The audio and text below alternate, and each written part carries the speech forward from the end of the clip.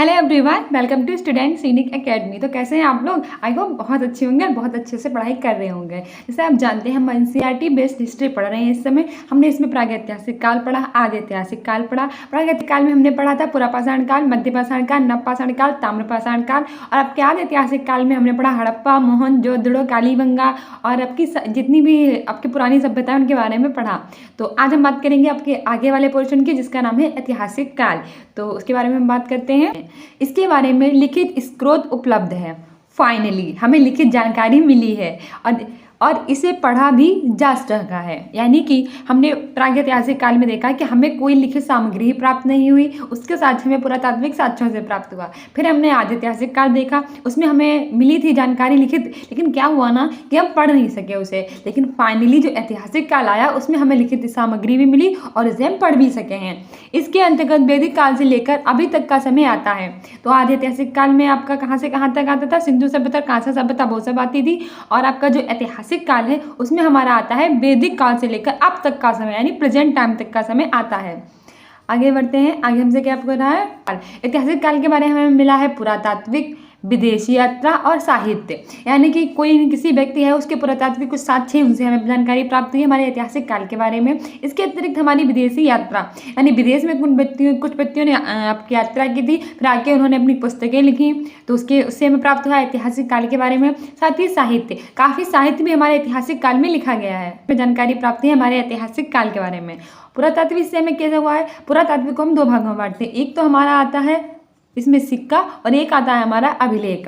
यानी सिक्के की अगर बात करें तो हमारे पुरातात्विक साक्ष्यों में काफ़ी सिक्के प्राप्त हुए हैं, जिससे हमें कोई ना कोई कोई से कि मान लीजिए समुद्र को था, उसकी बेड़ा बजाते हुए मुद्रा मिली है। इसके अतिरिक्त सोने चांदी के किसने जलाए थे, किसी न किसी का नाम आता है, तो सिक्कों से हमें प्राप्त हुआ है। इसके अतिरिक्त अभिलेख, काफ़ी लोगों ने काफ़ी अभिलेख भी लिखे हैं, जिससे हमें प्राप्त हुई है ऐतिहासिक काल के बारे में जानकारी।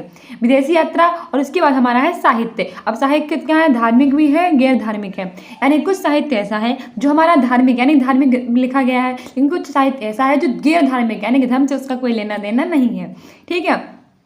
जो हमारा धार्मिक होता है वो भी दो भागों में बांटा गया है। कौन सा? एक होता है ब्राह्मण और एक होता है हमारा गैर ब्राह्मण। ब्राह्मण जिसमें हमारे ब्राह्मणों लोग जो होते हैं, और एक होता है जो ब्राह्मण नहीं होते अर्थात गैर ब्राह्मण। इसके आगे हमारा है ब्राह्मण। ब्राह्मण को भी काफी भागों में बांटा गया है। कौन कौन? वेद आता है, ऋग्वेद आता है, वेदांग है, हमारा पुराण है, उपनिषद है। उपनिषद का शाब्दिक अर्थ होता है कि गुरु के समीप बैठकर शिक्षा को प्राप्त करना। और हमारे महाकाव्य हैं। और गैर ब्राह्मण में हमारा एक जैन आता है और एक हमारा आता है बौद्ध। ब्राह्मण में कौन कौन आते हैं? वेद आता है, ऋग्वेद आता है, वेदांग आता है, पुराण आता है, उपनिषद और महाकाव्य। और गैर ब्राह्मण में आता है हमारा जैन और बौद्ध। अब इनके सब के बारे में बात करेंगे डिटेल में। ठीक है। सिक्का, यानी कि हम सबसे बात करेंगे सिक्का यानी कि कॉइन्स के बारे में। सिक्के का अध्ययन न्यूमिस्मेटिक्स कहलाता है। काफ़ी एग्जाम में पूछ लिया जाता है कि जो सिक्के होते हैं उनका अध्ययन क्या कहलाता है? तो सिक्के का अध्ययन कहलाता है न्यूमिस्मेटिक्स। ठीक है। टेराकोटा का सिक्का मिट्टी का बना था, ये सिंधु सभ्यता में बना था। टेराकोटा का सिक्का किसका बना हुआ था? मिट्टी का। और ये कब बना था? सिंधु सभ्यता में। अर्थात हमें जो ये सबसे पहले सिक्का मिला था वो हमें सिंधु सभ्यता में ही मिलेगा, क्योंकि हमारी पहली सभ्यता सिंधु सभ्यता यानी कि हड़प्पा सभ्यता थी। और उसका जो सिक्का था वो किसका बना हुआ था? टेराकोटा का। ठीक है। और टेराकोटा का मतलब होता है मिट्टी का। ठीक है। आगे क्या कह रहा है कि मौर्य काल के समय आहत या पंचमार्क सिक्के का प्रयोग हुआ था। अब मौर्य काल में कैसे सिक्के का प्रयोग हुआ था? मौर्य काल में हुआ था आहत या फिर पंचमार्क सिक्के का प्रयोग। ये आहत या पंचमार्क सिक्के का प्रयोग कब किया गया था? तो ये किया गया था हमारे मौर्य काल में। कब किया गया था? हुआ आहत सिक्कों पर लिखावट नहीं होती थी। ध्यान रखना, जो हमारे आहट वाले सिक्के थे उन पर क्या होती थी? जो लिखावट होती थी वो नहीं होती थी, केवल चित्र बने होते थे। यानी आप आज देखते हैं कि हमें सिक्के प्राप्त होते हैं उसमें चित्र के साथ साथ आपके जो कुछ लिखा भी हुआ होता है। देखिए हमारे जो आहत सिक्के थे यानी जो पंचमार्क सिक्के थे उस पर कुछ भी लिखा हुआ नहीं था। ये पहला धातु का सिक्का था। ठीक है। ऐसे पूछ ले कि मौर्य काल में कैसे सिक्कों का प्रयोग होता था, तो होता था आहत या फिर पंचमार्क सिक्कों का प्रयोग। और वो कैसा सिक्का था? पहली धातु का सिक्का था। पर्ण चांदी के सिक्के थे जो मौर्य काल में प्रचलित थे। अब मौर्य काल में कैसे सिक्के प्रचलित थे? पर्ण चांदी के सिक्के। ठीक है। शीशे का सिक्का सातवाहन काल में प्रचलित था। शीशे का सिक्का किस काल में प्रचलित था? सातवाहन काल में। पहली बार सोने का सिक्का यूनानी शासकों द्वारा प्रचलित किया गया। तो पहली बार जो सोने का सिक्का था वो कब प्रचलित किया गया यूनानी शासकों द्वारा। ठीक है, और यानी कि जो मौर्य काल में आहत और पंचमांश सिक्कों का प्रयोग होता था। जो पहले धातु का सिक्का था, पानी यानी चांदी के जो सिक्के थे वो मौर्य काल में प्रचलित थे, और जो शीशे का सिक्का था वो सातवाहन काल में प्रचलित था। पहली बार सोने का सिक्का यूनानी शासकों द्वारा प्रचलित किया गया था। ठीक है, याद रखिए सोने का सिक्का कुषाण शासकों द्वारा प्रचलित किया गया। जो शुद्ध सोने था उसका सिक्का किसके द्वारा चलाया गया? कुषाण शासकों द्वारा प्रचलित किया गया। अधिक मात्रा में कहता सबसे अधिक जो अशुद्ध सोने का सिक्का था गुप्त काल में प्रयोग किया गया। ऐसे पूछ ले कि सबसे ज्यादा मात्रा में किस काल में सिक्कों का प्रयोग किया गया था? गुप्त काल में। और कैसे थे वो? सबसे अधिक अशुद्ध थे, यानी कि सबसे ज्यादा अशुद्ध सोने के सिक्के जो थे वो प्रचलित थे गुप्त काल में, क्योंकि बहुत ज्यादा चलाया गया था ना सर्वाधिक मात्रा में। और कोई भी चीज होती है अगर वो जितनी ज्यादा प्रयोग में लाई जाती है वो जितनी ज्यादा अशुद्ध हो जाती है। ठीक है, इस समय स्कंदगुप्त का शासक था। स्कंदगुप्त क्या कहता था? इस समय शासक था। इस समय चांदी का सिक्का गुप्त काल में चंद्रगुप्त द्वितीय यानी कि विक्रमादित्य के समय प्रचलित था। चांदी का सिक्का किस समय प्रचलित था? चंद्रगुप्त द्वितीय यानी कि विक्रमादित्य, राजा विक्रमादित्य भी कहते थे, उनके समय का सिक्का प्रचलित था चांदी का सिक्का। ठीक है, मयूर शैली का सिक्का गुप्त काल में कहता समुद्रगुप्त के समय प्रयोग में लाया गया, यानी कि जो मयूर शैली थी उसका सिक्का कहाँ थे? गुप्त काल में लाया गया, समुद्रगुप्त के समय। ठीक है, इस सिक्के का प्रचलन गुप्त काल में सर्वाधिक था। गुप्त काल में सर्वाधिक था मयूर शैली के सिक्का, जो कि गुप्त काल में समुद्रगुप्त के समय लाया गया था। कौड़ी का प्रयोग भी गुप्त काल में हुआ है। कौड़ी का प्रयोग क्या हुआ है? गुप्त काल में। जब सिक्का हुमायूं के शासन काल में सियाबुद्दीन ने प्रारंभ किया था। अब जानते हैं कि जब हुमायूं शेरशाह सूरी के बीच में युद्ध हुआ था और हुमायूं की हार हुई थी, तो हुमायूं को सियाबुद्दीन ने बचाया था बाढ़ से। और जो आपका हुमायूं थे उन्होंने उसे कहा था कि आप के लिए मैं क्या कर सकता हूँ, तो इन्होंने क्या किया था कि चमड़े का सिक्का चलाया था। एक दिन के लिए राजा बने थे और उन्होंने क्या चलाया था? चमड़े का सिक्का चलाया था हुमायूं के शासनकाल में सियाबुद्दीन ने। ऐसे अगर पूछे कि चमड़े का सिक्का प्रारंभ किसने किया, तो वो था आपके सियाबुद्दीन ने। किसके शासनकाल में किया? तो वो किया था हुमायूं के शासनकाल में। ठीक है, आगे हमसे कह रहा है रुपये का प्रयोग। ये याद रखना, रुपये ये काफी एग्जाम में पूछा जा रहा है कि रुपये का प्रयोग किसने शुरू किया था? तो वो किया था हमारे शेरशाह सूरी ने। ठीक है, दाम का प्रारंभ भी शेरशाह सूरी ने किया था। रुपये और दाम का प्रयोग शेरशाह सूरी ने किया था। सोने के असरबे का प्रारंभ भी शेरशाह सूरी ने ही किया था। यानी 3 सिक्के हैं शेरशाह सूरी के नाम, रुपये, दाम और सोना। ठीक है, आगे बढ़ते हैं। आगे हमसे कह रहा है अभिलेख। आपने सिक्के के बारे में जान लिया, सिक्के का आधार निमिसेटिकस कहलाता था और अलग अलग समय अलग अलग सिक्के प्रयोग हुए थे। अब हमारा अभिलेख है। पत्थरों को खोद कर लिखना ही अभिलेख कहलाता है। अभिलेख क्या होता है? उनको खोद कर, जब हम पत्थरों जो होते हैं उनमें को खोद कर उनके ऊपर कुछ लिखते हैं तो वो हमारा क्या कहलाता है? अभिलेख कहलाता है। छोटे पत्थरों पर लिखना शिलालेख कहलाता है। पत्थरों को खोद कर उस पर लिखना हमारा कहलाता है अभिलेख, लेकिन जो छोटे छोटे पत्थरों पर लिखना हमारा कहलाता है शिलालेख। स्तंभ के समान ऊंचे पत्थरों पर लिखना, जो स्तंभ होता है यानी उसके ऊपर लिखना स्तंभ लेख कहलाता है। बिल्कुल सही बात है, जब हम किसी पत्थर को खोद कर लिखेंगे तो हमारा अभिलेख कहलाएगा, छोटे छोटे पत्थरों पर लिखेंगे तो हमारा शिलालेख कहलाएगा, और अगर हम स्तंभ के समान ऊंचे पत्थरों पर लिखेंगे तो वो हमारा स्तंभ लेख कहलाएगा। ठीक है, अभिलेखों का अध्ययन एपिग्राफी कहलाता है। एपिग्राफी क्या कहलाता है? जो हमारे अभिलेख होते हैं उनका अध्ययन ही कहलाता है एपिग्राफी। ठीक है, प्रमुख अभिलेख कौन से हैं? विश्व में अभिलेख लिखने का प्रारंभ ईरान के शासक डेरियस ने किया था। पूरे विश्व में सबसे पहले जो अभिलेख थे उसे लिखने की स्टार्टिंग किसने की थी? डेरियस ने की थी। किसने की थी? डेरियस ने। और ये कहाँ के थे? ईरान के शासक थे। ठीक मिला है, पहला अभिलेख हमें मिला है बोगजोगोई से, जो तुर्की या फिर एशिया मिनार में है। सबसे पहला अभिलेख में कहाँ से प्राप्त हुआ है? बोगजोगोई से, और वो कहाँ है? तुर्की या फिर एशिया मीनार में। आगे हमारा है हाथी गुम्फा अभिलेख। ठीक है, हाथी गुम्फा अभिलेख कहाँ है? हमारा उड़ीसा में है। हाथी गुम्फा कहाँ है? उड़ीसा में। इसे कलिंगराज खारवेल ने लिखा था। हाथी गुम्फा अभिलेख उड़ीसा में, और इसे किसने लिखा था? कलिंगराज खारवेल ने। किसने? कलिंगराज खारवेल ने। इसमें कलिंग युद्ध की चर्चा है। युद्ध के समान कलिंग राजा नंदराज था। युद्ध के समय कलिंग का राजा कौन था? नंदराज था। जैसे आप जानते हैं कि हमारे जो अशोक थे उन्होंने कलिंग का युद्ध लड़ा था, और कलिंग के युद्ध में इतना रक्तपात उन्होंने देखा था कि उन्होंने अपने 13वें शिलालेख में इसका वर्णन भी किया है कि उसके बाद उन्होंने क्या छोड़ दिया थी? अपनी युद्ध नीति छोड़ दी थी। ठीक है, और उसके आधार पर धम्म नीति को अपना लिया था, और उसी में उन्होंने जो कलिंगराज खारवेल है उन्होंने लिखा है, युद्ध की चर्चा की थी, और ये बताया है कि युद्ध के समय कलिंग का राजा कौन था? नंदराज था। ठीक है, गंगवंश का था जो कि। आगे बढ़ते हैं। आगे हमारे हैं ऐहोर अभिलेख। ऐहोर अभिलेख कहाँ है? हमारा राजस्थान में है। ऐहोर अभिलेख कहाँ है? हमारा राजस्थान में। पुलकेशिन द्वितीय ने हर्षवर्धन पर विजय की चर्चा की है। जो पुलकेशिन द्वितीय हैं उन्होंने हर्षवर्धन पर क्या है? विजय की चर्चा की है। ऐहोर अभिलेख राजस्थान में। जूनागढ़ अभिलेख कहाँ है? जूनागढ़ अभिलेख हमारा है गुजरात में। ज़्यादा इसमें इंपॉर्टेंट नहीं, इसमें ये बात चीज़ याद रखना कि ऐहोर अभिलेख कहाँ है? हमारा राजस्थान में है। जूनागढ़ अभिलेख कहाँ है? गुजरात में है। इसमें रुद्रदामन ने सुदर्शन झील की चर्चा की है। जूनागढ़ अभिलेख में किसकी चर्चा है? तो हमारे रुद्रदायन ने सुदर्शन झील की चर्चा है। सुदर्शन झील है उसको बनवाया था चंद्रगुप्त मौर्य ने। ठीक है, आगे बढ़ते हैं। आगे हमसे कह रहा है प्रयाग अभिलेख। प्रयाग अभिलेख कहाँ है? नाम से ही पता चल रहा है कि प्रयागराज यानी कि इलाहाबाद में है। इसमें समुद्रगुप्त ने अपने विजय अभियान की चर्चा की है। इसमें समुद्रगुप्त ने किसकी चर्चा की है? अपने विजय के अभियान की। भीतरी अभिलेख हमारा है उत्तर प्रदेश के गाजीपुर में। स्कंदगुप्त ने हूणों पर आक्रमण की चर्चा की है। जो भीतरी अभिलेख है जो कि गाजीपुर उत्तर प्रदेश में है, उसमें स्कंद आक्रमण किया था उसकी चर्चा है। आगे हमारा है बिहार अभिलेख। बिहार अभिलेख नाम से पता चलता है कि बिहार शरीफ में होगा। कहाँ होगा? बिहार शरीफ। स्कंदगुप्त ने अश्वमेध यज्ञ की चर्चा की है।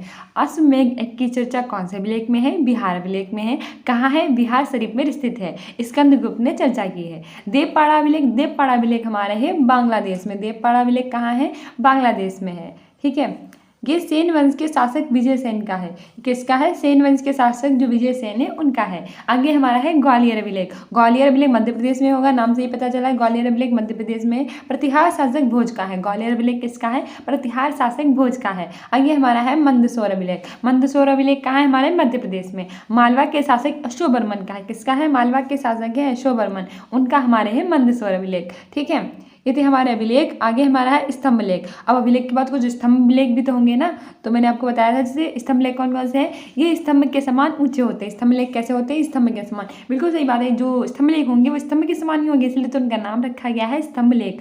मेहरौली स्तंभ लेख। कौन कौन से स्तंभ लेख है? मेहरौली, याद रख लेना कि कहाँ बने हैं। ठीक है, मेहरौली स्तंभ जो है स्तंभ लेख है वो हमारा दिल्ली में है और इसे चंद्रगुप्त द्वितीय जिसे विक्रमादित्य भी कहते हैं उनका है।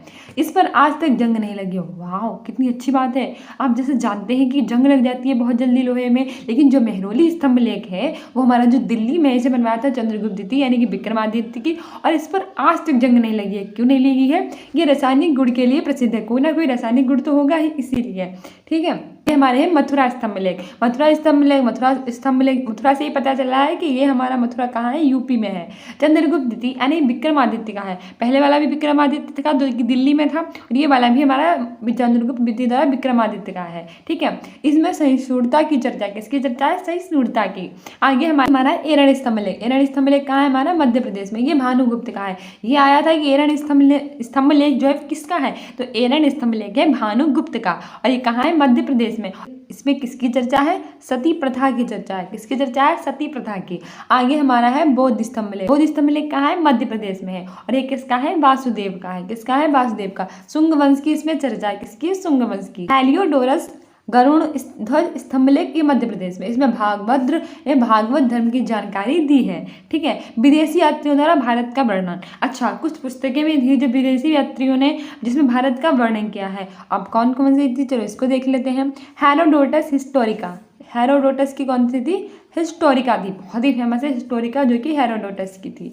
ठीक है, और किसकी थी भैया? मेगास्थनीज। भैया इसको तो आप भुला ही नहीं सकते, बार एग्जाम में पूछी जा चुकी है, जो कि इंडिका पुस्तक है इसके द्वारा लिखी गई है। तो याद रखना, जो मेगास्थनीज के द्वारा लिखी गई है इंडिका पुस्तक, इसके मेगास्थनीज के द्वारा, बहुत इंपॉर्टेंट है।